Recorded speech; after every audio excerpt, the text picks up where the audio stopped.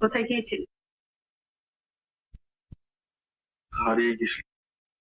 হারিয়ে গিয়েছিল মানে? বলতে তোমার লজ্জা করলো না? তুমি কি ভেবেছো এটা চণ্ডীপুর?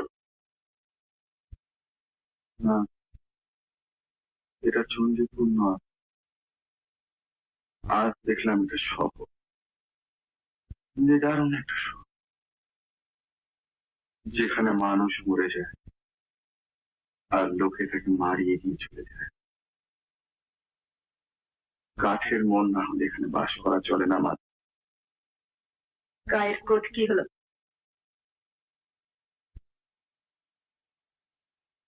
দিয়ে দিয়েছি। দিয়ে দিয়েছো? কাকে? আমারই মতো একজন গরিবকে।